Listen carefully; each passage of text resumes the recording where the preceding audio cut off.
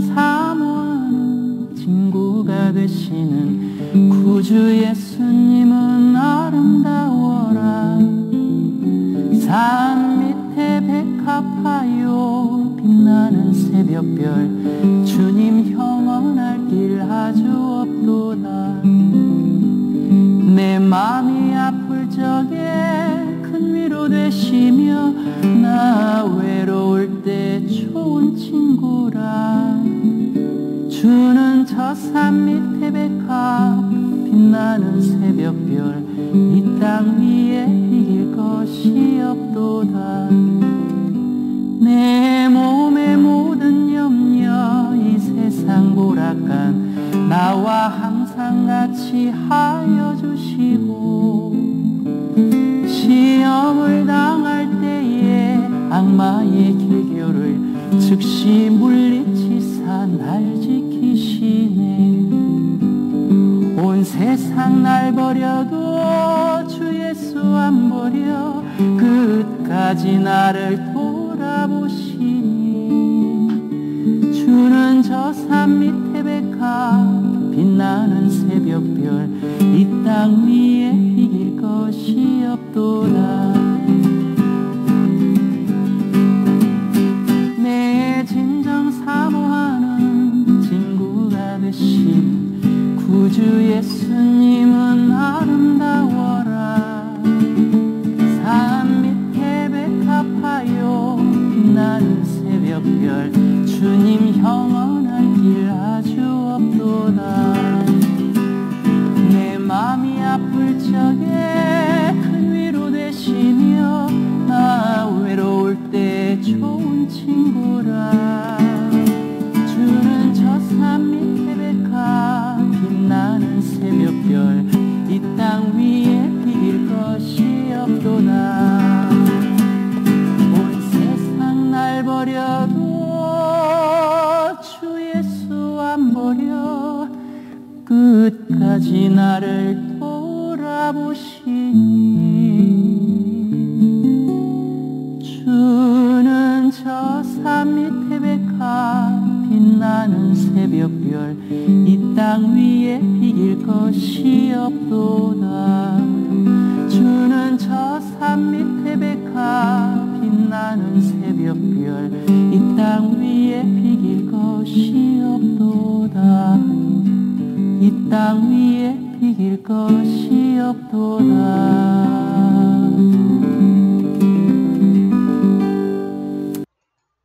안녕하십니까.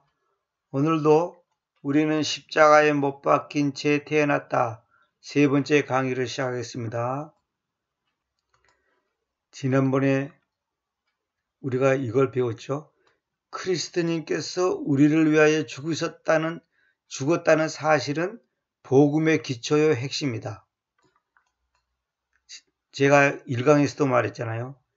우리가 하나님을 만나는 첫 번째 자세, 첫 번째 출발이 뭐냐면 내가 죄인이라는 사실, 그걸 인정하는 겁니다. 내가 죄인이라고 하는 사실을 인정하지 않으면 절대로 구원이 없는 겁니다. 그런데 내가 죄인이기 때문에 주님께서 우리를 위해 죽었다는 거죠. 이 사실을 받아들이냐 받아들이지 않느냐가 천당이냐 지옥이냐를 결정짓는 겁니다. 이것이 바로 복음의 기초의 핵심입니다. 근데 한국교회는 예수 믿으면 부자 된다더라, 병 고친다더라, 이런 것이 복음의 기초고 핵심이 되어버려요. 물론 전도 차원에서 아무것도 모르는 사람한테는 하나님 믿으면 병도 고칩니다, 하나님 믿으면 가정의 문제가 해결됩니다 말할 수는 있어요. 그것이 뭐 전혀 틀린 말은 아니에요. 그런데 신앙생활을 50년 한 사람도 늘 기도가 뭔지 아십니까? 우리 아들 잘 되게 하시고 우리 딸 잘 되게 하시고 내 사업 잘 되게 하시고, 늘 땅의 것에 내가 얼만큼 복을 누리냐, 환경이 내가 얼만큼 좋은 환경에서 사냐, 여기에다가 모두 초점이 있어요. 그래서 슬퍼하는 거 보면 왜 슬프냐 보면 환경 때문에 슬퍼하고, 기분이 좋으면 왜 좋으냐 하면 보는 거 왜 좋으냐 하면 환경이 좋으니까 기분이 좋은 거예요. 그거는 믿음이 아니에요. 그거는 아무것도 아닌 거예요. 그건 세상 사람들도 다 하는 거예요. 환경하고 상관없이 예수님이 내 대신 십자가에서 죽었다고 하는 그 놀라운 사실 앞에 기쁨이 있고 감사가 있고 평안이 있고 행복이 있어야 되죠. 그것이 기초고 그것이 나의 삶의 뿌리고 뭐랄까요? 기둥이고 근본이고 내가 세상에서 살아갈 이유가 된다는 그것이 안 돼 있으면 아직 멀었습니다. 그래서 그리스도인과의 연합이 동반된다는 사실을 발견한다. 주님이 나 때문에 죽으셨고 날 위해서 죽으셨다는 그 사실 앞에서 끝나는 것이 아니라 주님과 내가 하나가 됐다는 거죠. 그래서 주님과 더불어 먹고 마시고 생각하고 판단하고 결정짓는 거예요. 근데 우리는 내 마음대로 해놓고 안 되면 하나님 원망합니다.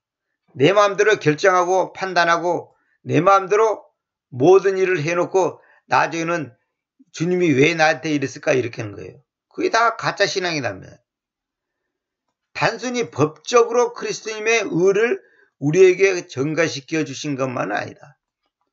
그 순간 믿는 자들은 그리스도인과 실제적이고 심오한 생명의 연합을 이루게 되는 것이다. 여기 이 실제란 말이 중요해요. 실제. 실제적이고 심오한 생명의 연합. 이 말은 무슨 말이냐? 교리적으로 이론적으로 법적으로만이 아니라 오늘 하루하루의 삶 속에서 오늘 내가 직장 생활 속에서 공부하는 가운데서 오늘 하루하루의 삶 속에서 실제적으로 주님과 연합을 대해서 그분과 함께 먹고 마신다 이 말이에요. 예를 들어서 부모님이 이 세상에 태어나시면 부모님이 이 세상에 나를 태어나게 했으면 끝나는 게 아니라 실제로 같이 먹고 마시고 죽을 때까지 같이 살잖아요. 실제로 부모님이 가난하면 나도 가난하고 부모님이 부자면 나도 부자예요. 부모님이 한국에 살면 나도 한국에 살고 미국에 살면 미국 사는 거예요. 실제적이고 심오한 생명의 연합.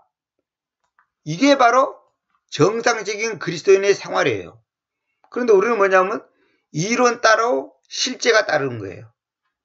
이론으로는 예수님이 나의 주님이야. 근데 실제로는 내가 주님이야. 이론으로는 예수님이 나의 생명, 나의 기쁨, 나의 소망이야.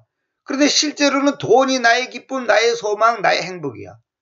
그게 무슨 신앙생활이에요? 다 가짜입니다. 꽝이에요, 꽝. 그래서 제가 여러 번 말씀드렸잖아요. 제 자신도 지난 세월을 돌이켜보니까 99.9%가 하나님과 나와의 실제적이고 심오한 생명의 연합을 이룬 게 아니고 이론뿐이고 실제로는 내 마음대로 내 기분대로 내 생각대로 내 감정대로 살았다 이 말이에요. 내 마음에 들면 기분 좋고 내 마음에 안 들면 기분 나빠. 그럼 뭐예요? 그건 아무것도 아니에요. 그거는. 그래서 생명의 연합을 무시한 칭의는 있을 수 없다. 이거 정말 중요한 말이다 얘기했죠. 칭의란 말은 뭐냐면 의롭다고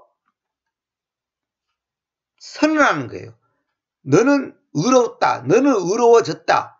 그렇게 말하는 것이 칭이에요. 의롭다고 칭한다 이 말이에요. 근데 생명의 연합을 무시한 칭이 있을 수 없다. 이 말이 뭐냐면 구원을 받았는데 실제적이고 심한 생명의 연합을 이루지 못하고 있다면 이거는 굉장히 심각한 문제예요. 제가 비유를 드잖아요. 아버지가 사장인데 나는 다리 밑에서 깡통 자고 있어. 그게 정상입니까? 비정상입니까? 비정상이죠. 아버지가 사장인데 왜 내가 거지 노릇을 하고 있냐 이 말이에요. 그러니까 우리가 그만큼 무지하고 어리석고 연약하고 수준이 낮다는 증거입니다. 우리는 환경에 쉽게 흔들리는 거예요. 환경 때문에 화도 나고 울기도 하고 기뻐하기도 하고 넘어지기도 하고 그것은 제가 한 인간으로서 이해는 가지만은 그것이 점점 성숙해져야 되는 거예요. 그래서 나중에는 그런 환경 때문에 내가 울고 웃지 않는다는 거죠. 그것이 바로 그 사람이 성숙했냐 미성숙하냐의 차이인 것입니다. 그래서 주님과 유기체적인 생명의 연합관계로 들어가는 거예요. 이게 중요합니다. 유기체, 교회가 뭡니까? 유기체입니다. 유기체. 우리 몸도 살아있다는 것은 유기체란 말이에요. 그러니까 말씀도 유기체고 우주도 유기체예요. 유기체. 유기체란 뭐냐? 서로 연결돼서 상호작용을 한단 말이에요. 상호작용을 하는 거예요. 그게 유기체예요. 몸 따로 마음 따로 그건 유기체가 아니에요. 머리 따로 몸 따로 이거는 유기체가 아니에요. 그건 시체지, 시체. 유기체라는 것은 살아서 서로 연결돼서 상호작용을 하는 거예요. 예수님과 내가 하나 됐단 말이에요. 근데 그 하나됨이 실제 삶에서 표현되지 못하고 실제가 되지 못하면 병들은 거예요. 병들어. 아예 구원을 못 받았거나 아니면 지금 병이 들었단 말이에요. 대다수 사람들이 지금 병이 들어있는 거예요.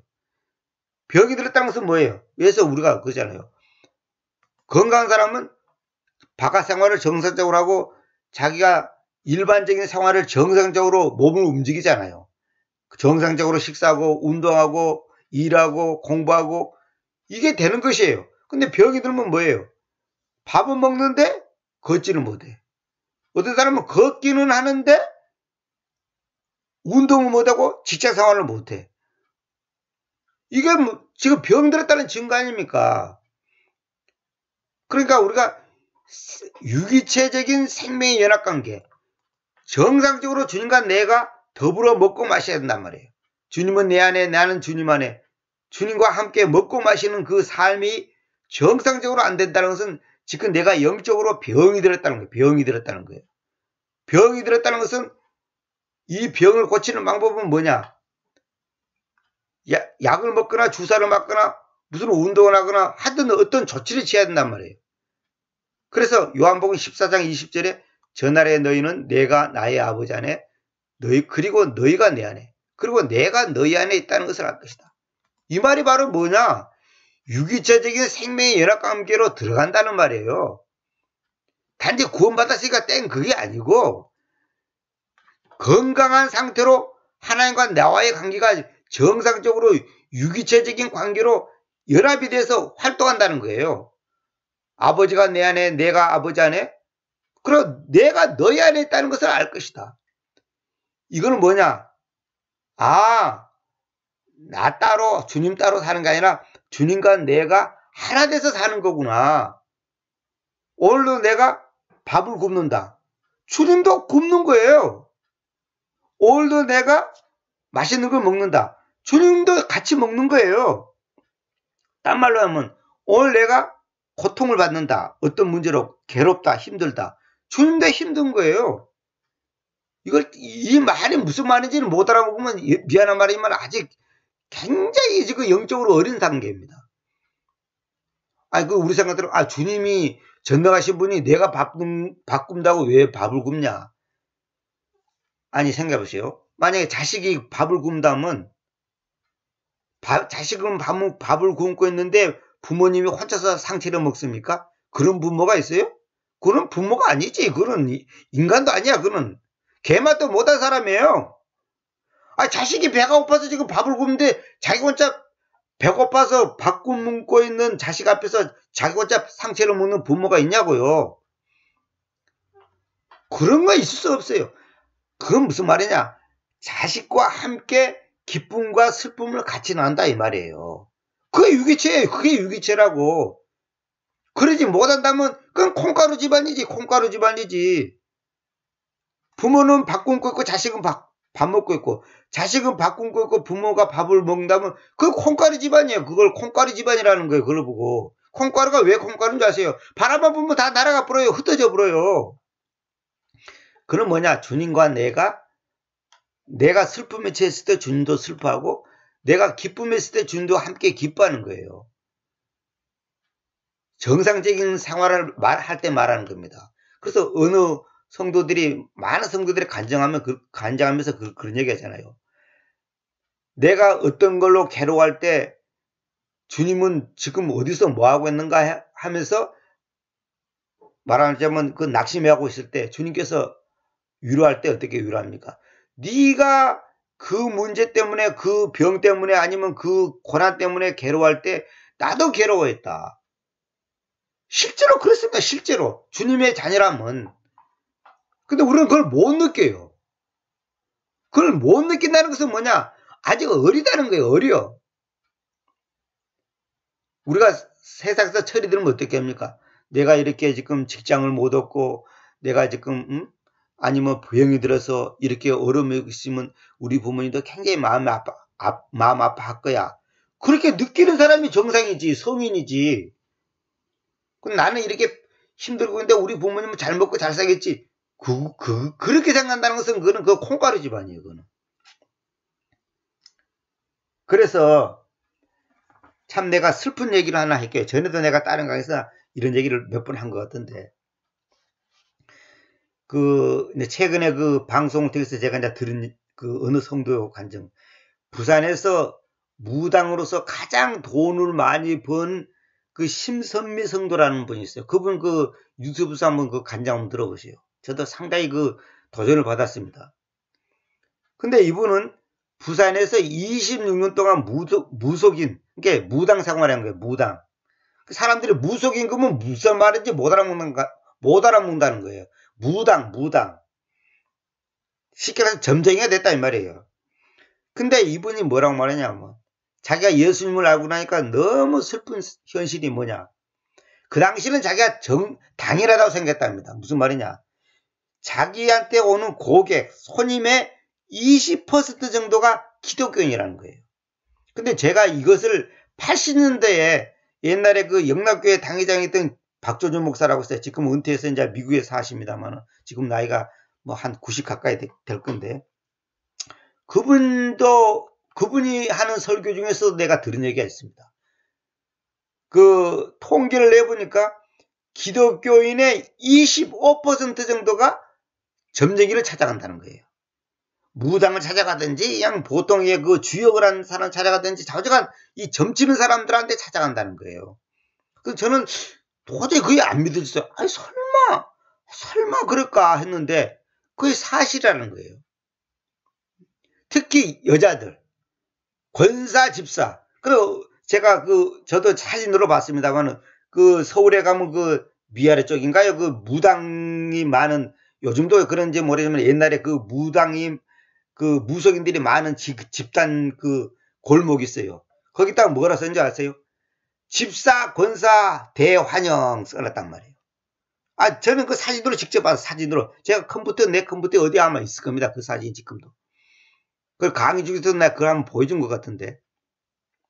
그러니까 그 심선미 성도 말 들어보니까 고객의 20%가, 자기한테 오는 고객의 20%가 기독교인이라는 거예요. 그걸 왜 오냐? 아무리 기도하고 새벽 기도하고 별짓 다 해도 응답을 안 해주는 거야, 하나님이. 그러니까 무당한테 가서 차라리 점치는 것이 훨씬 빠르고 속 시원하다는 거예요. 지난번에 내가 무슨 강의에서도 한번 얘기했는데, 목사고시 2번 떨어졌고 3번째 본 사람이 그 목사고시 발표 날짜가 이제 아직 멀었어요. 그러니까 답답한 거예요. 자기가 불안한 거예요. 야, 이번에 떨어지면 처음부터 시험을 다시 봐야 되는 거예요. 그러니까 답답해갖고 무당한테 찾아왔다는 거예요. 근데 그 무당이 그 사람의 목사고시인지 아닌지는 모르지만 한 가지 분명해서 기독교인이라는 것을 딱 알아맞힌 거예요. 그 무당의 말에 하면 딱 오면 벌써 십자가가 딱 보인대요, 눈에. 나중에 이제 알고 봤더니 이 사람이 목사고시를 봤는데 이번에 붙을 건가 떨어질 건가 기다리는 동안에 너무 답답해가지고 무당한테 찾아온 거예요. 참 이런 얘기 하려면 정말 부끄러운 얘기입니다. 무당이 맞힐 수 있어요. 무당이 못 맞힌다는 거 아니에요. 맞히냐 못 맞히냐가 중요한 게 아니라 그런 데다가 의존했다는 자체가 벌써 잘못된 거예요. 그래서 이 심선미 성도라는 사람이 영의 눈으로 십자가를 산에서 기도하는 가운데 십자가가 보여서 그때부터 이제 예수님을 믿게 됐는데 그 다 자세한 얘기는 다 할 수 없고, 우리 그리스도인들이 관심사가 뭔지 아세요? 대부분의 사람들 관심사가 뭔지 아세요? 사업이 잘 될 거냐 안 될 거냐, 합격할 거냐 불합격할 거냐, 나을 거냐 안 나을 거냐, 전부 이런 데 관심이 있습니다. 그러니까 이게 무당한테 찾아갈 수밖에 없어요. 왜? 하나님이 말을 안 하니까. 우리 하나님은 왜 말을 안 하냐, 이거 답답하다 이거예요. 근데 내가 분명히 말씀드릴게요. 하나님은 어제도 말했고 오늘도 말하고 있고 내일도 말할 겁니다. 이미 하나님은 답을 다 가르쳐줬어요. 성경에 다 있습니다. 어떤 누구가 저한테 어떤 질문하도 나는 대답할 자신 있습니다. 왜? 성경에 다 있거든요. 그러면 만약 어떤 사람이 내가 이번에 서울대학교에다가 지원할까요? 연세대학교에 지원할까요? 나한테 질문한다면 내가 뭐라 대답하겠어요? 서울대학교 들어갈 수 있는 실력이 되냐? 연세대학교 들어갈 실력 되냐? 그러면 서울대학교 실력은 애매모호하고 연세대학교는 확실한 것 같습니다. 그럼 연세대학교 지원해. 그게 하나님 뜻이야. 아니 간단해요. 왜 그걸 복잡하게 생각하냐고 그것을. 그러면 내가 배추 장사를 할까요? 아니면 내가 리아카 장사를 할까요? 리아카 장사를 할까요? 하면 가게를 계약할까요? 그러면 네 돈이 얼마냐면 얼마였습니다. 그러면 그 돈 되래. 그것이 하나님 뜻이야. 뭐가 그래 복잡하게 생각했냐고, 어렵게 생각하냐고. 참 답답한 거예요, 답답해. 이게 뭔지 아십니까? 내 속에다 탐욕이 있거든. 그러니까 그 탐욕을 채우려다 보니까 현실은 안 되는데 이걸 채우려다 보니까 그런 엉뚱한 생각하는 거예요. 그럼 어떤 사람도 그럴 거예요. 누구는 뭐 100만 원 밖에 없었는데 1억 원짜리 집에 들어갔다더라. 하나님이 들어가게 할 수도 있어요. 나는 그걸 안 믿는 건 아니에요. 하나님이 들어가게 한다면 가라고. 근데 자기 욕심대로 해놓고 나중에 이제 엉터리 응답 받아놓고 나중에 이제 일이 꼬이면 이제 하나님 원망한다니까요. 하나님이 가라 한다면 가라고요. 100만 원 갖고 1억 원 집에 들어가라니까. 근데 과연 하나님이 그렇게 하셨을까? 진짜로 하셨다면 해야지.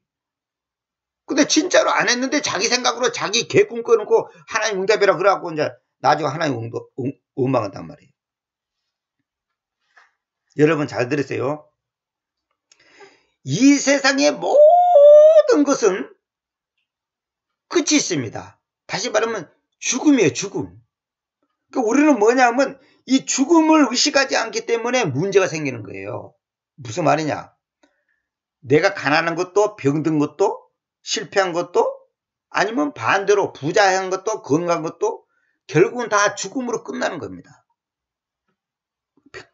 여러분이 아무리 지금 건강해도 얼마 안 있어 다 관 속에 들어가요. 땅 속에 들어갑니다. 최근에 저희 어머니가 돌아가셨는데 저희 어머니 돌아가신 거 보니까 너무너무 인생의 허무함이 느껴지더라고요. 조금 있으면 여러분 다 관 속에 들어갑니다. 오늘 들어갔지 내일 들어갔지 1년 뒤에 들어갔지 그 시간적 약간의 차이밖에 없어요. 무슨 말이냐? 반드시 잠언에도 있습니다. 지혜로운 자는 소상집을 생각합니다. 그럼 미련한 자는 자취집을 생각하는 거예요. 반드시 우리에게 끝이 있다는 것을 항상 잊으면 안 됩니다. 내가 아무리 좋아도 아니면 아무리 나빠도 반드시 끝이 있습니다. 그래서 성경은 죽음을 가르쳐요. 죽음. 성경의 끝이 뭡니까? 죽음입니다. 모세는 이래 죽었더라. 아브라함은 이렇게 죽었더라. 야곱은 언제 때 죽었더라. 요셉은 어떻게 죽었더라. 전부 성경 보세요. 그래서 창세기는 마지막이 뭡니까? 모세가 이렇게 해서 죽었다. 욥기서는 욥이 이래 해서 죽었다. 여호수아 보면 여호수아가 이렇게 해서 죽음을 봤다. 이런 식으로 전부 그 시대의 주인공들이 어떻게 마지막에 죽었는가를 다 기록해 놨습니다. 이게 왜 그렇게 기록해 놓은지 아세요? 니도 끝이 나고 니도 죽으니까 니 똑바로 살아라 이 말이에요. 우리 보고, 하나님이 우리 보고. 모세도 죽었고 요셉도 죽었고 다윗도 죽었고 솔로몬도 죽었고 다 죽었다. 이 세상에 영웅을 다 죽었다. 너도 죽을 거다. 그러니 너가 어떻게 살아야 될 건가? 그걸 지금 가르쳐 주는 거예요. 우리는 그걸 생각하는 거 뭐 생각하냐? 아, 누구는 부자 됐다더라. 누구는 뭐 국회의원이 됐다더라. 누구 아들은 뭐 변호사가 됐다더라. 이런 데 관심이 있단 말이에요. 누구는 뭐 무슨 차를 샀다더라. 뭐 몇 평짜리 아파트를 샀다더라. 여기에 관심 있는 거예요. 우리의 관심은 어디다? 죽음. 죽은 다음에 세계를 생각해야 돼요. 그래서 예수님을 똑바로 믿어야 된다 이 말이에요. 이건요, 인생의 근본이고 뿌리고 핵심입니다. 근데 이걸 놓치고 맨날 관심이 뭐냐? 이번에 우리 아들이 돈을 얼마 벌었나? 무슨 직장 갔나? 응? 내가 어떻게 해야지 좋은 집에 살 건가? 머리 쓰는 것이 기껏해야 그 정도밖에 안 되는 거예요. 그러면서 자기가 구원받았다고 하니 얼마나 하나님 보실 때 하나님 앞에서 부끄러운 짓이냐 이 말이에요. 한심하단 말이에요. 여러분, 오늘 여러분이 죽는다고 한번 생각해 보세요. 어떻게 살아야 되겠어요? 무엇에다가 관심을 가져야 되겠어요?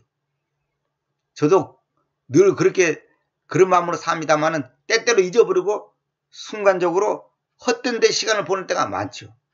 그것이 죄라니까요. 죄가 딴 게 아니에요. 하나님 외에 다른 것에 내 마음을 뺏기는 것이 다 죄입니다. 그럼 여러분 생각대로 그럼 자식한테 관심을 안 둬야 됩니까? 관심 둬야 되죠. 근데 관심을 두는 목적이 뭐냐니까. 아, 자식을 키우는 목적이 뭐냐니까요. 그 자식 통해서 영화를 누리려고 합니까? 그것이 아니라니까요. 하나님이 내게 맡기신 그 자식에게 복음을 전하고 예수님을 전해서 그 자식이 남은 생에 하나님 앞에서 바르게 살다가 죽는 거, 그걸 가리키는 거예요. 그것이 부모 책임이에요. 인류대학 가는 그것이 부모의 그 목적이 되면 안 된다 이 말이에요. 그래서 제가 지난번에 내면 깊은 것의 여행 그 강의면서 이제 고난에 대해서 얘기를 많이 했잖아요. 고난을 왜 하나님이 우리에게 고난을 줬습니까? 딱 하나의 목적입니다. 내 속에 있는 찌꺼기를 없애기 위해서. 그래서 제가 트라이라는 말을 갖다가 시험, 시련, 뭐 단련 이렇게 번역하면 안 되고 재련이라고 번역해야 된다 그랬죠. 반드시 그렇게 번역해야 됩니다. 하나님이 우리에게 고난을 주는 이유는 딱 한 가지예요. 아니 하나님이 뭐 심심해서 우리를 갖다가 뭐 괜히 괴롭히는 겁니까? 그런 게 아니고 내 속에 있는 찌꺼기를 없애기 위해서 그럽니다. 그래서 우리를 재련시키려고. 그래서 찌꺼기 없애는 방법이 뭔지 아십니까? 딱 한 가지 방법밖에 없어. 인간은 고난을 받아야 돼. 제가 비유를 하나 드릴게요. 이 시골에서 산 사람은 다 압니다. 시골에 가면 하루에 돼지 여물통에다가 이제 그 음식 찌꺼기 뭐 이런 거 저런 거 그냥 사람이 먹다 남은 거 온갖 찌꺼기 다 붓습니다. 뭐 쌀뜨물도 붓고 뭐 하여튼 뭐 그러니까 시골 사람들은 버리뜨물이 쌀뜨물 같은 것도 버리잖아요. 다 그걸 짐승한테 맡깁니다. 이제 곡식 하면 찌꺼기 있잖아요. 그 가루 나온 거잖아요. 그건 뭐라 그럽니까? 그 이름도 잊어버렸네. 보리나 쌀을 찌면 그 찌꺼기 나오잖아요. 그것도 전부 다 그 짐승들을 먹인단 말이에요. 그런데 제가 이제 시골에서 저희 집에도 돼지를 키워봐서 아는데 아침에 밥 한 번 주고 이제 점심 때 주고 아니면 저녁 때 주려고 할 때 그 찌꺼기가 딱 밑에 깔아앉아 있어요. 그러면 그걸 어떻게 하냐면 휘 젖어가지고 이제 퍼가지고 이제 이리 밥을 주거든요. 그런데 이제 한 번씩 이제 그 밑에 이제 그 청소를 해줘야 됩니다. 그 통도 아무리 돼지가 먹더라도 청소를 해줘야 돼요. 찌꺼기 밑에 이제 안 좋은 거 아주 더러운 거 깔아앉으시면 이제 그걸 한 번씩 이제 그 청소할 때가 있는데 그걸 청소하는 방법이 뭔지 아십니까? 그냥 부으면요 위에 물만 쏟아지지 밑에 깔아져 있는 찌꺼기는 안 부어져요. 안 쏟아집니다. 그게 딱 밑에서 달라붙어 가지고. 그래서 그 찌꺼기를 붓는 방법이 뭐냐면 긴 막대기로 밑을 확 저어요. 아주 세게 오른쪽으로 졌다가 왼쪽으로 졌다가 여러 번 졌습니다. 충분히 졌은 다음에 통을 탁 부어부르면 한꺼번에 싹 쏟아집니다. 그 젓는다는 게 뭐예요? 고난을 주는 고난을. 여러분 세탁기가 왜 세게 돌아가는 줄 아십니까? 그 물을 쫙 빼기 위해서는 세게 돌아가지 않으면 물이 안 빠져요. 근데 세게 돌아가야지 물이 빠지는 거예요.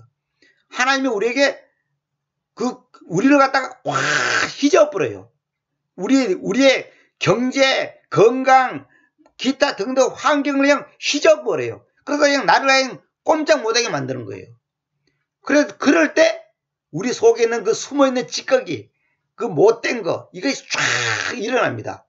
그때 그것을 눈물, 콧물 흘리면서 쏟아낼 때 우리 마음이 깨끗해지고 시원해지면서 하나님의 모든 내 속의 더러움과 추함과 내 속에 있는 은밀하게 숨어있는 그 못된 것들이 다 쏟아지는 거예요.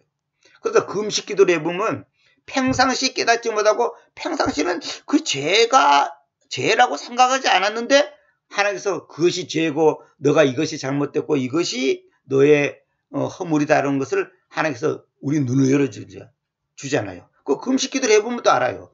금식 기도의 장점이 그런 거예요.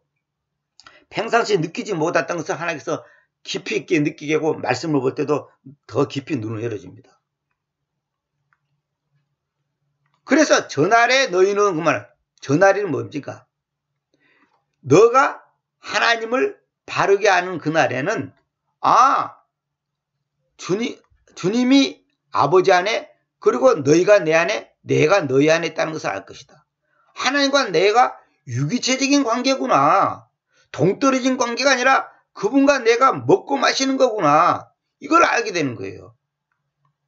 그래서 제가 오늘은 죽은 자의 신분을 얘기할게요. 죽은 자의 신분.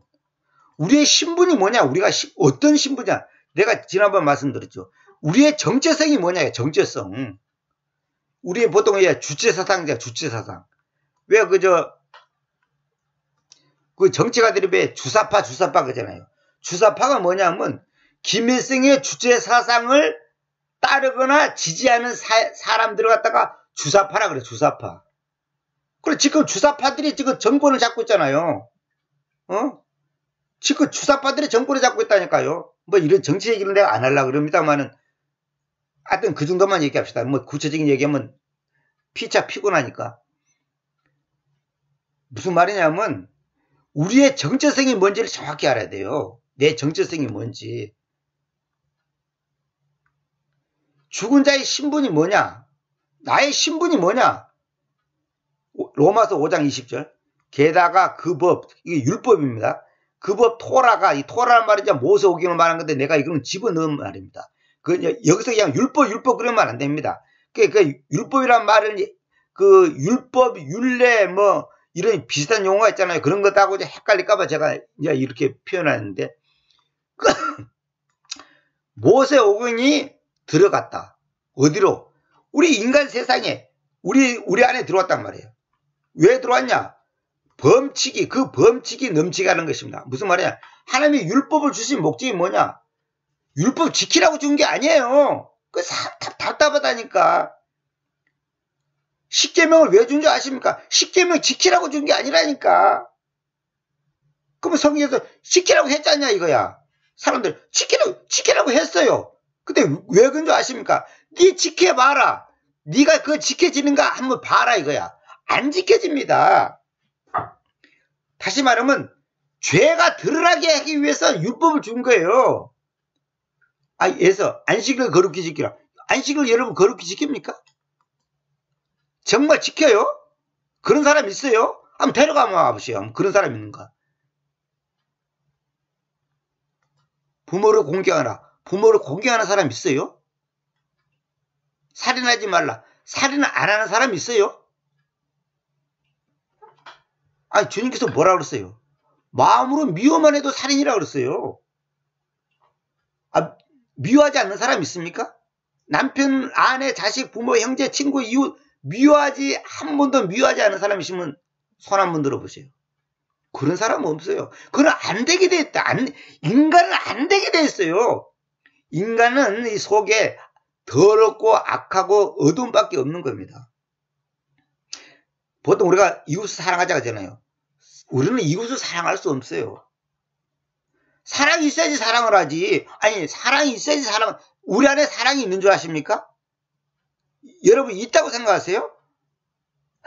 우리는 남을 사랑할 수 없어요. 하나님이 나에게 사랑을 부어줘서 그 하나님이 주신 사랑으로 내가 표현하는 것이, 하는 것이 내가 하나님을, 이웃을 사랑할 수 없는 거예요. 이웃을 내 몸같이 사랑한다고? 이웃을 내 몸같이 사랑하는 사람 있으면 나와보라 그래요. 그런 사람 있으면. 그런 사람 없어요.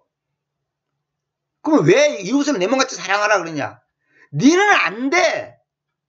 내가 너에게 은혜를 줘야지 된다는 것을 가르쳐주기 위해서 하는 거예요. 여러분, 이 말을 잘 이해해야 돼요.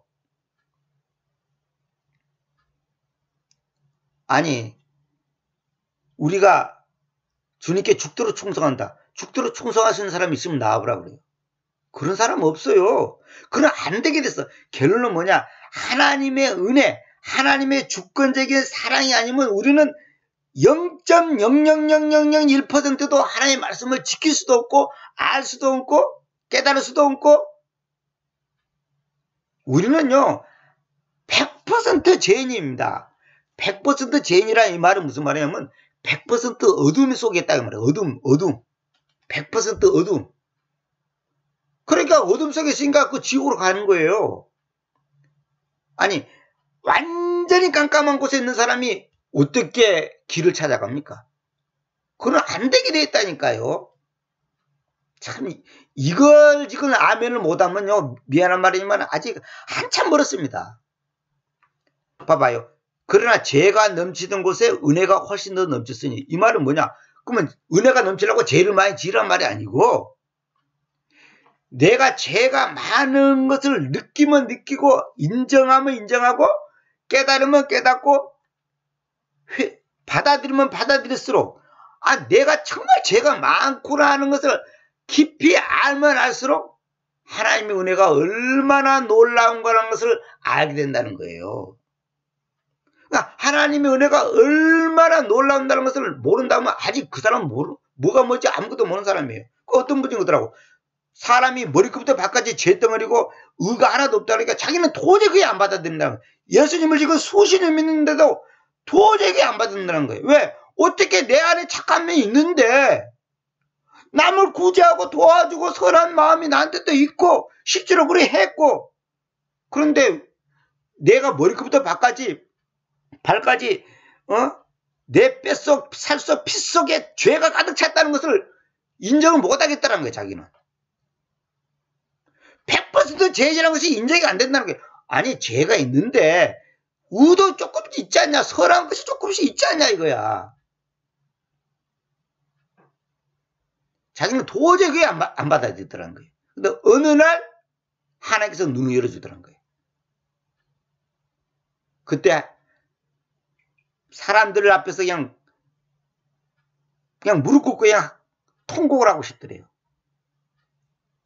근데 사람들 앞에서 못하고, 내가 100% 죄인이구나. 내가 읽어내서 얘기했잖아요. 내가 100% 죄인이라는 것을 인정 안 하면 그 사람은 구원 없습니다. 99.9%가 아니에요. 만약에 내가 100% 죄인이 아니라면 주님께서 100% 죽을 일이 없지. 그래서 내가 50% 죄인이라면 주님이 날 위해서 50%만 죽어야지. 아니, 내가 빚이 1억이면 1억 이상의 돈을 갖고 와야지 1억이 갚아지죠. 근데 내가 빚이 1억인데 5천만 원을 누가 줬다. 그거는 갚아지질 않는 거예요. 그리고 또 내가 빚이 100만 원인데 1000만 원이 필요 없어요. 100만 원만 있으면 되는 거예요. 내가 100% 죄인이기 때문에 100% 주님이 죽어야 되는 거예요. 그래서 예수님이 뭐 기절이니 어쩌지 하는 것은 다 마귀 소리단 말이에요. 대다수의 신학자들이 제가 책을 보면 마귀 짓을 하고 있어요.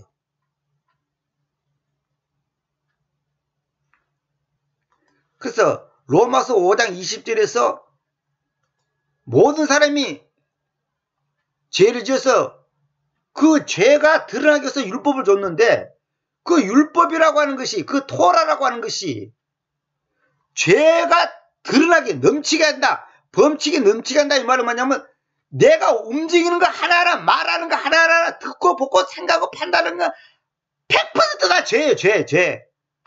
여러분이 자식을 사랑하는 것도 다 죄입니다. 죄. 왜 그런지 아세요? 그 깊이 들어가 보면 욕심이고 자기만족이고 이기적이고 자를 만족시키는 거예요. 이놈의 자식아 공부 열심히 해서 너가 네 상대가 잘 돼야 될 거지. 그건 부모가 당연히 그렇게 야단치고 매도 때리잖아요. 깊이 들어가 보면 뭔지 아십니까? 자기만족입니다. 이거 솔직히 인정해야 됩니다. 그래서요, 이런 면에서 눈을 뜬 사람들은요, 자식 공부 못한다고 열 안 받습니다. 왜? 하나님이 그 아이에게 향한 하나님의 인도하심과 뜻이 다 있어요. 어느 부모님이 그 얘기잖아요. 자기 아들이 여럿인데, 한 애는 전교에서 수석하고 1등하고 수학 천재야. 근데 그 밑에 동생은 수학 바보야. 12 빼기 5를 썼는데 12 빼기 5를 갖다가 뭐라고 썼냐면 그 수학 바보 아들은 13이라 썼더래. 13. 그러면 어째서 그러냐 했더니 어떻게 2에서 5를 뺄 수 있냐. 그러니까 자기는 거꾸로 5에서 2를 뺐다는 거예요.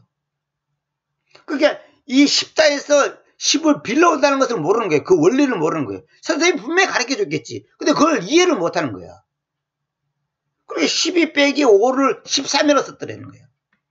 그래서 학교에서 통지가 오기를 얘는 특수반에 가야 된다. 특수반에. 근데 얘가 바보냐? 바보 아니에요. 다른 것은 다 모범생이고 100점이야. 근데 이 수학을 모르는 거야. 수학을 이해를 못하는 거예요.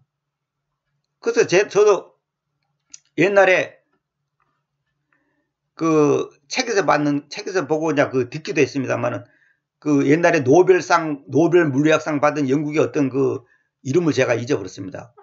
그분이 학교 다닐 때 얼마큼 수학을 못한 줄 아십니까?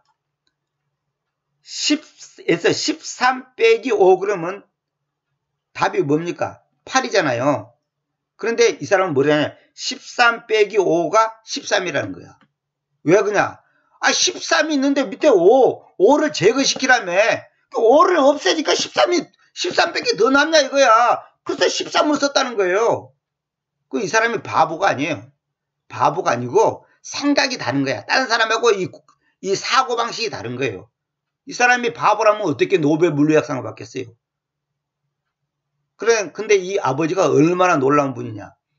다른 사람들은 다 야단치는데 이 아버지가 뭐냐면 정말 너는 똑똑하다. 다른 사람들은 13 빼기 5를 갖다가 8로 생각하는데 근데 얘가 그걸 모르는 바가 아니라니까. 다 알아. 선생님이 가르쳐준 거 다 알아요. 왜 8이 나오는지 다 알아. 그러니까 얘는 그걸 인정을 못 하겠다는 거야. 13 빼기 5는 5를 제거시켰으니까 13이 남지 않냐 이거야. 이 사람이 노벨 물리학상 받았다니까. 무슨 말이냐. 내가 뭔 말하려고 그러냐면 그 사람이 공부를 못하고 어떤 분야에 바보라고 해서 그 사람이 인생이 불행해지고 그런 게 아니에요. 그거는 우리 관점에서 바보고 우리 관점에서 모자란 놈이지 하나님이 보실 때는 오히려 걔가 더 복받는 거야. 그래서요 가난하고 무지하고 병들고 또 세상에서 왜 전응하라든지 뭐 참 별 볼 없는 인생들 있잖아요. 인간적으로 봤을 때 하나님은 그 사람들을 더 사랑하는 거예요. 성경에서 뭐라 해서 가난한 자가 복되다 그랬죠. 가난한 자가 복되다. 근데 다른 구절에서는 뭐냐면 마태복음서는 영 안에서 가난한 자가 복되다 그랬어요. 근데 개성계는 심령이 가난한 자는 복되다 그랬죠. 그거 완전히 틀린 번역입니다. 심령이 가난한 자는 복되다 말이 아니라 영 안에서는 가난한 자가 복되다, 복받는다 이 말이에요. 복되다. 이 말은 무슨 말이냐면 영의 세계에서는 물질적으로 가난한 사람이 더 복받았다 이 말이에요. 왜 그런지 아세요? 물질적으로 가난할수록 하나님과의 관계가 더 깊어질 수 있는 유리한 조건이 있네요. 유리한 조건. 여러분, 부자가 구원받을 가능성은 낙타가 바늘길을 뚫어가는 것만큼 어렵다는 거예요. 그 바늘기가 물론 우리 방에 있는 바늘기가 아니고 그 당시 이스라엘에 바늘길처럼 생긴 그 문이 있어요. 문. 그 문을 통과하기가 낙타가 통과하기는 굉장히 어려운 거예요. 그걸 얘기하는 겁니다. 이스라엘 역사를 공부를 해보면 그 답이 나오는데, 아무튼 어렵고 힘들고 모자라고 부족하고 연약한 조건 속에 있는 사람이 오히려 하나님 앞에서는 복받은 사람이에요. 그 내가 항상 얘기하잖아요. 망하는 것이 복이라니까. 안 망하고 복받은 사람, 예수 잡는 사람 있으면 나와보라 그러니까. 안 망하고 아무 고난이 없는데 예수님을 너무 잡는 사람 있으면 나와보라 그랬어요. 한 명도 없습니다. 아담에서 솔로몬, 다윗, 요셉, 야곱, 그들이 고난이 없이 주님을, 바울, 성경에 나오는 인물 중에 고난이 없이 주님을 올바로 믿고 더 주님을 가까이 하는 사람이 있으면 나와보라 그러니까 그런 사람이 없다니까. 그러나 인간은 안 되게 됐다니까. 인간은, 이 육을 갖고 있는 인간은 고난이 없이는 주님을 찾지 않는 거예요. 의지를 안 하게 됐다니까. 지금 고난이 없이 부모한테 부모한테 잘하면서 평생 예수 잡는 사람들 다 가짜예요. 그러니 희 져서 보면 알아. 희 져서 밑에가 찌꺼기가 안 깔아있는 사람은 안 깔아져 있는 그 통에는 아무리 져서도 올라올 게 없어요. 깨끗한 물밖에. 깨끗한 통에 있는 물을 젓는다고 더러운 것이 올라옵니까? 근데 얼른 보면 물이 깨끗한 게 보여요. 그런데 시골에서 사는 사람들은 이거 내 말이 뭔 말인지 금방 알아요. 위에 물은 그냥 깨끗하게 보여요. 근데 시 져서 보면 그냥 밑에서 그냥 오만 더러운 것이 다 올라온단 말이에요. 그 사람이 진짜 믿음의 사람인지 아닌지 고난을 겪어보면 안다니까. 그래서 오늘 딴 얘기가 좀 이런 얘기가 많았습니다만, 빨리빨리 나가고 싶어도 이걸 자꾸만 내가 설명을 해야 되는데 하지 않으면 안 되는 거예요. 사람들이 이해를 못하는 거예요. 말귀를 못 알아먹으니까. 그렇다면 우리가 무엇을 말할까요? 우리는 은혜가 넘치게 하려고 죄 안에서 계속 할까요? 아까 내가 말했잖아요. 그러면 은혜가 넘치게 하려고 죄를 계속 지어야 되냐 이거야. 하나님께서 금지하십니다. 개성경은 결코 그럴 수 없나니 그랬댔죠. 그렇게 하지 말고 가드포비드는 문자 그대로 번역해야 됩니다. 하나님께서 금지하신다. 죄에게는 죽어있는 우리가 어떻게 그 안에서 이상 살까요? 무슨 말이냐? 죄에게는, 우리는 개성은 죄에 대해서 죽은, 이렇게 말했잖아요. 그게 아니라 정확하게 죄에게는, 이 말은 뭐냐면 죄가 인격이에요. 인격. 이 죄에게는 죽어있는 우리가 어떻게 그 죄 가운데서 계속 살 수 있냐? 그 말도 안 된다 이 말이에요. 절대적인 부정은 우리가 그리스도님의 죽음 안에서 그분과 하나가 되었기 때문이다. 절대적인 부정. 절대적인 부정은 주님과 함께 주님의 죽음 안에서 우리가 그분과 하나가 되었기 때문에 절대로 그럴 수가 없다 이 말이에요. 우리는 그리스도님에게 연합되었을 때 그분의 죽음 안으로 침례받은 것이다. 제 강의 중에 죽음 안으로 침례받는다는 것은 무엇인가를 강의한 것이 있어요. 한 6개인가 7개인가 강의했는데 그거 들어보세요. 어떤 분이 저보고 하는 말이 자기가 내 강의를 수백 개 다 들었는데 그 강의가 가장 자기가 감동 먹었다고 그러세요. 그래서 자기는 그 강의 들으면서 울면서 들었다고 그러더라고요. 죽음 안으로 침례받는다는 것이 뭐냐? 우리는 십자가에 못 박히신 그리스도인과 연합되었기 때문에 우리의 위치는 그분 안에서 죽은 자의 위치라고 할 수 있다. 결론은 뭐냐? 지금 죽은 자의 신분이 뭔지 지금 설명하다 보니까 이렇게 말이 길어졌잖아요. 우리가 서 있는 위치, 우리의 정체성이 뭐냐? 주사파가 아니고 죽은 자의 위치. 내가 죽었다는 거야. 누구 안에서? 그분 안에서. 어떻게? 십자가 위에서.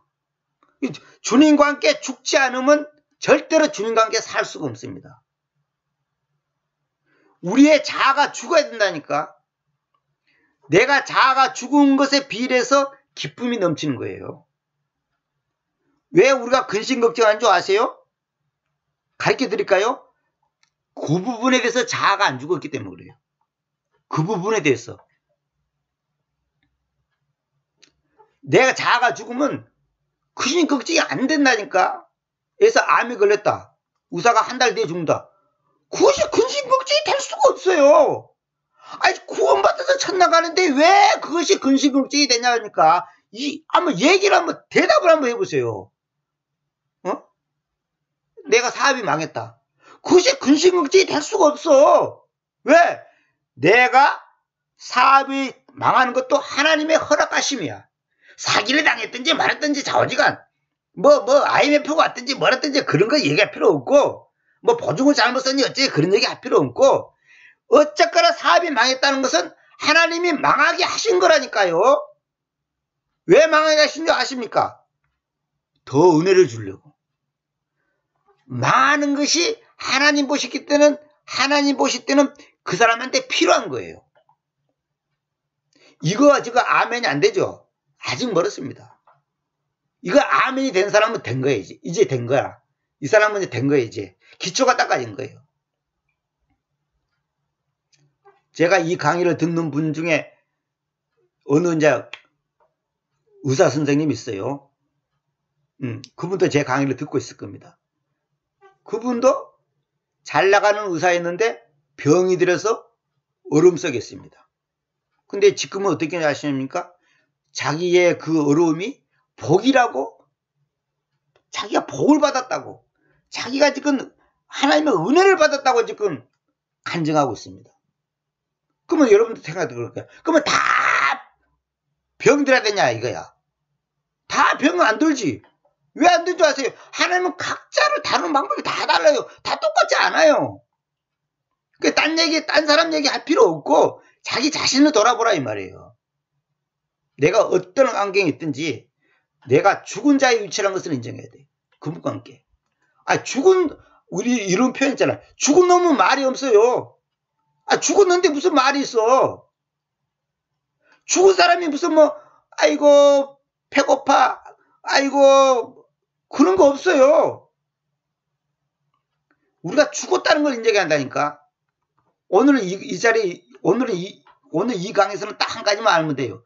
나는 죽은 자구나. 나는 죽었네. 이걸 인정해야 돼, 이걸. 나의 정체성은 뭐냐? 나의 신분은 뭐냐? 주님 안에서, 그분 안에서 죽은 자구나. 갈라디아 2장 20절에 우리가 그리스도에게 십자가에 못 박혀 있다. 못 박혀 있다는 말은 뭐냐?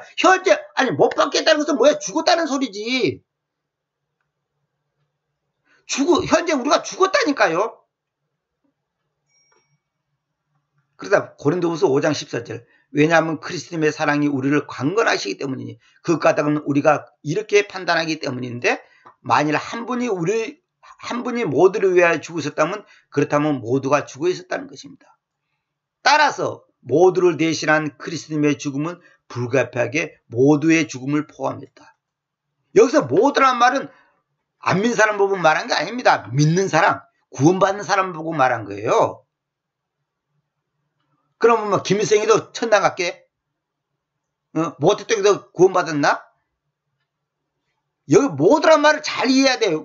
모두 그러니까 그냥 아무라는 말한 게 아니고 주님께서 택하신 주님의 자녀들, 교회, 구원받은 사람들, 부름받은 사람들을 택한 백성을 말한 거예요. 그리스도의 사랑이 우리를 강건하신다. 바로 그거예요. 왜 우리가 이런 죽음의 자리에 갈 수밖에 없냐? 주님의 사랑이 우리를 강건하신다. 주님의 사랑 때문에 그렇단 말이야. 주님의 사랑 때문에. 응? 이거 정말 성경 구절을 다 제가 증명해서 설명을 하면 끝이 없기 때문에 이 정도만 하는데, 그리스도의 사랑이 우리를 강건하시다. 강건. 아주 강하게 권면한다 이 말이에요. 그까지는 우리가 이렇게 판단하기 때문이다. 만약에 한 분이 모두를 위해 죽으셨다면, 그렇다면 모두가 죽어 있었다는 것입니다. 그러니까 주님이 구원받은 사람들을 위해서 죽었다면 구원받은 사람들은 다 죽었다는 거야. 그런데 그걸 교리적으로가 아니라, 이론이 아니라 실제로 인정을 해야 한다니까. 실제로 현실 속에서 내가 그잖아요. 현실적으로 적용이 안 되면 그건 아무것도 아닌 거예요. 제가 항상 비유를 드잖아요. 호주머니 100만 원 있어도 그걸 적용을 시킬 때 내 배가 부르는 것이지, 100만 원 갖고 있다고 배가 부르나? 한 100만 원 갖고 하면 한 일주일 굶어보세요. 어찌 되는가? 100만 원을 써야지 배가 부르지. 교리를 아는 게 문제가 아니라 내가 죽었다니까. 그래도 어느 목회자가 그러잖아요. 아니 죽었다는데 그 죽었다는 사실을 받아들인다는데 그것에 왜 안 받아들이냐 이거야. 안 받아들여지냐는 거죠. 그거 간다는 것이 왜 안 믿어지냐는 거지 그게. 그래서 어느 성도가 그랬잖아요. 목사님이 죽었다는데 나는 죽었다 말은 하는데 돌아서면 근심걱정, 원망불평, 짜증, 이리 봐도 근심걱정, 저리 봐도 근심걱정. 왜 이러냐 이거야. 그럼 그거는 뭐냐? 당신 지금 당신이 죽었다는 것을 안 받아들이고 있다는 증거라니까. 구원을 받았냐 안 받았냐 지금 그걸 말하는 게 아니라니까요. 그것이 나한테 적용이 안 되는 거야. 내가 얘기했잖아요. 아버지가 사장인데 왜 다리 밑에 있냐니까. 아버지가 사장이라는 사실이 나한테 적용이 되는데 적용이 안 되는 거예요. 왜? 지가 집 나갔으니까. 그건 지 책임이지. 아니 주님과 함께 내가 죽어서 지금 내가 죽은 자의 위치에 있는데 왜 근심 걱정합니까? 한번 물어봅시다. 노 걱정하죠?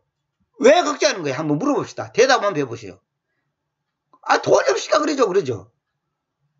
그게 웃기는 얘기라니까. 돈이 100억 있는 사람들은 노 걱정해요. 아니, 보세요. 지금 주님이 오늘 내려갈지 내일 내려갈지 모르는데 10년 뒤, 20년 뒤를 걱정한다는 그 자체가 얼마나 어리석은 얘기냐 이거야. 지금 제가 말하는 제 자신이 만약에 부자라면 부자의 위치에 있어서 이런 말 한다면 아마 저를 욕할 겁니다. 저는 가난한 사람이에요. 제 이름으로 땅 한 평도 없고, 제 이름으로 아무것도 없어요. 저는 저것도 없어요. 국민연금인가요? 국민건강공단 사는 거, 나이 65세 넘으면 나오는 거 있잖아요. 다음은 몇만 원, 몇십만 원, 많은 사람 100만 원 넘게 나오는 거 65세 넘으면 나오는 거 있잖아요. 그런 것도 없어, 저는. 아무 걱정 없어요. 쌀이 하나도 없고 돈 1,000원짜리 하나 없이도 걱정은 안 한다니까. 왜? 내가 어떤 교회에서 그 얘기를 했어요. 쌀이 하나도 없고 돈이 하나도 없어도 나는 너무 기뻐. 왜 기쁜지 아세요? 하나님이 다음 단계를 어떻게 인도하실 거라는 것을 생각하면 기분이 좋아. 기대가 넘치는 거예요. 내가 어떤 분한테 개인적으로 그 간증을 했더니 너무 놀랍다는 거야. 자기는 한 번도 그런 적이 없다. 아니 어떻게 그럴 수가 있어요. 이게 죽었으니까. 쌀이 한 톨 없어도 진짜로 이거 정말 거짓말 아닙니다. 진짜로 그런 경험이 저는 많습니다. 아무 걱정 없어요. 왜? 하나님이 그 다음에 어떻게 하실 건가. 막말로 죽기까지 죽는 거 이상 더 하겠냐고. 아니 없이면 굶어 죽어야지 뭐 어쩔 거예요. 아니 죽는 거 이상 더 죽어도 걱정 없다니까. 숨 끊어지면 천당이야. 숨 끊어지면 바로 천당이야. 그냥 바로 지켜낼 차 타는 거야. 얼마나 감사한지. 여러분 쌀이 없으니까 근심 걱정하는 사람 있습니까? 미안한 말이지만 아직 멀었습니다. 제가 KBS 방송 아침에 안에 인간극장 했어요. 그는 어떤 분이 얘기했는데 그분은 제가 이름도 댈 수 있어요. 그분이 이제 러시아 여자분인데 그분이 뭐라냐면 기자가 이렇게 질문했어요.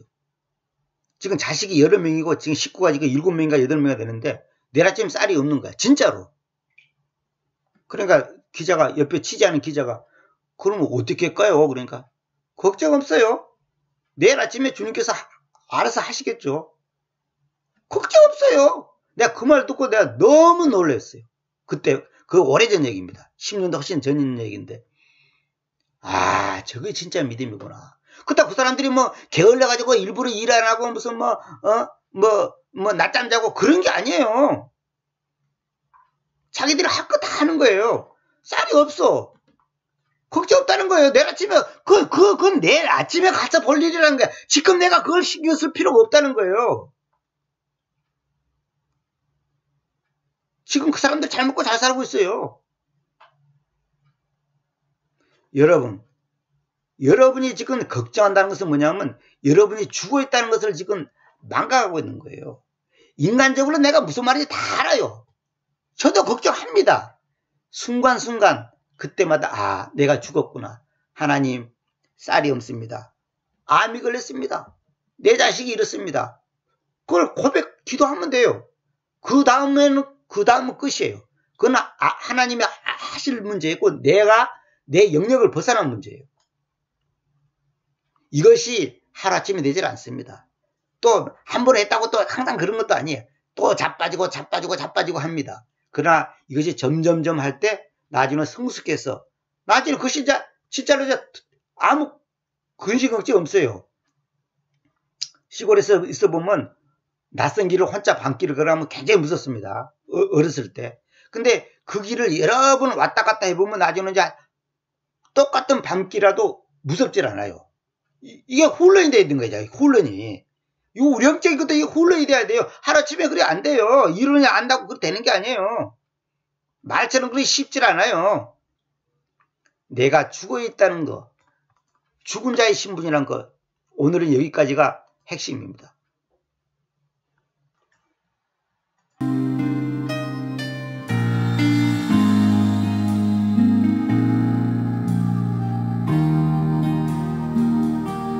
나는 예수로 살리, 나는 예수로 살리, 그의 십자가의 피로 살리. 나는 예수로 살리, 나는 예수로 살리, 그가 있기에 나도 있네. 나는 예수로 사네, 나는 예수로 사네, 그의 십자가의 피로 사네. 나는 예수로 사네, 나는 예수로 사네, 그가 있기에 나도 있네. 원수는 넘을 수 없는 보혈의 강, 세상은 이길 수 없는 성령의 능력. 나는 예수로 사네, 나는 예수로 사네, 그가 있기에 나도 있네.